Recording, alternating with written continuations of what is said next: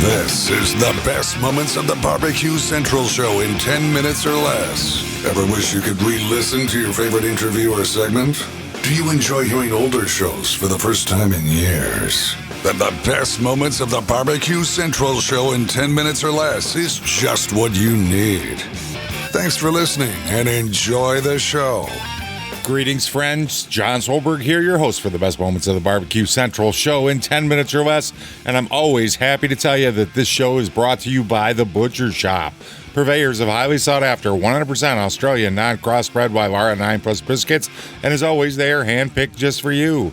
The Butcher Shop has been retailing the finest meats for the past 15 years. Every week they're shipping out competition quality meats to many of the biggest teams in the competition scene across the nation.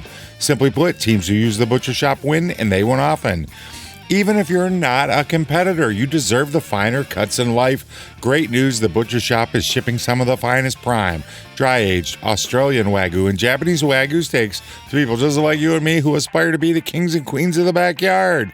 The Butcher Shop always has Berkshire, Compart Duroc, Allegiance Duroc, and Prairie Fresh all-natural pork in stock, and again, always hand-picked just for you. Let's review. The best competition briskets, they got those. The best pork selection, they got that. Giving you better overall options to cook at home, check that off the list as well. So you need to give the Butcher Shop a call today, 850-458-8782. That's 850-458-8782. You mentioned the BBQ Central Show, you're getting 10% off your entire order each and every time you call. You can also go over and check them out on Facebook, facebook.com/The Butcher Shop. Shop is spelled SHOPPE. The Butcher Shop, home of the 100% Australian non-crossbred Wyvara 9 Plus briskets. And today, let's take a jump back to 2009 and just check this out. As promised, and I'm very excited about this interview, joining me, a graduate from the Culinary Institute of Americas in 1977. He's worked in 35. Whoa, I'm a little excited here, and I'm going all over the place. Let's try this one instead. There we go. He opened the East Coast Grill in 1986. He has co-authored 5 books with John Willoughby.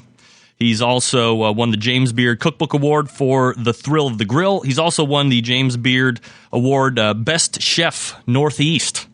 Quite an accomplished teaching, culinary cooking teacher as well. Been on a number of different shows, writes for New York Times on segment pieces.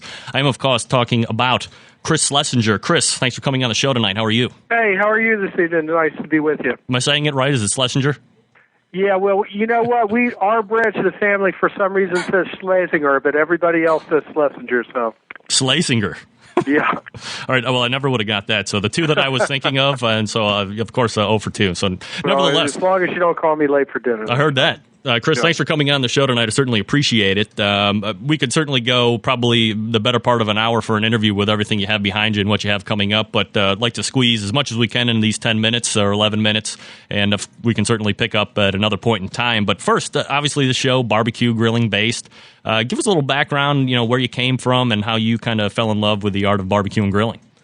Well, I always say I kind of have 3 perspectives on grilling and barbecuing, and my first one was as a 7 or 8-year-old boy, and my father was kind of a typical dad griller. He'd come home from work, and, he said, break out the grill, and I got to do that, and he let me spray as much fluid on it as I could, and, back in the day, that would put a little mushroom cloud up in the sky, and then he'd bring the steaks out with his cocktail or whatever, and then we'd, burn them on the outside and cook them raw on the inside, and then we'd go into brag to my sister and mother that we had, yet again conquered the wilds of the backyard to deliver another perfectly grilled meal. No doubt.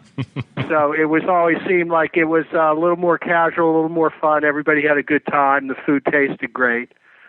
Then later when I studied at the Culinary Institute of America, I came to understand that, my father actually didn't invent grilling, that it was if you look at Escoffier, the 19th century French master, he's basically responsible for codifying Western cooking technique, that he defines grilling along with sautéing, poaching, roasting as a leading culinary, operation. So, at that point I became familiar with the techniques and kind of the classic culinary definition of grilling, and that it was, a traditional cooking technique.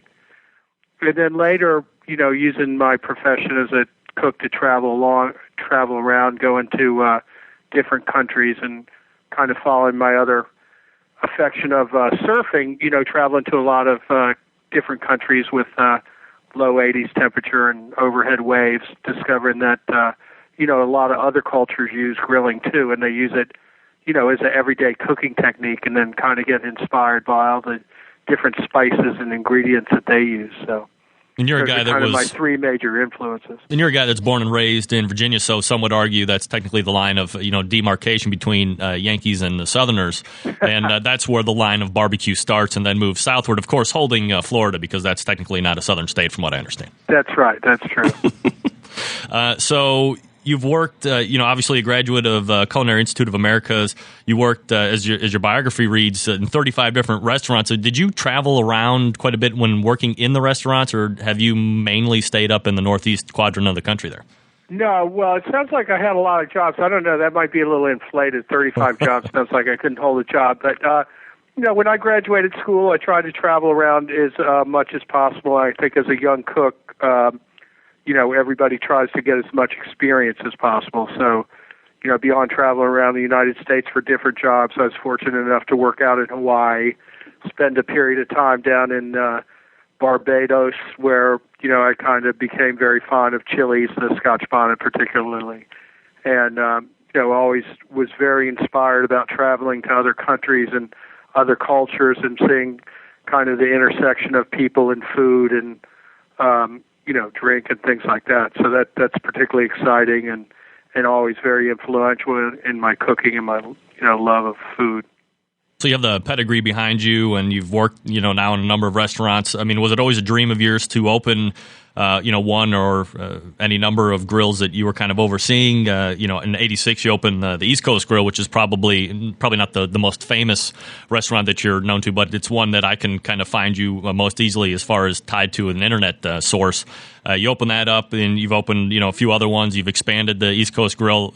Is that something that you were really looking to do as you were kind of honing your skills and getting your experience to open up your own place and go from there? Find out what Chris had to say over at the BBQCentralShow.com.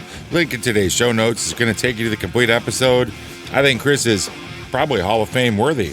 Guest Hall of Fame worthy for sure. A lot of great information. Go check that out. If you need to get a hold of me, you can get me at John, John at the BBQCentralShow.com. Always love to hear from you.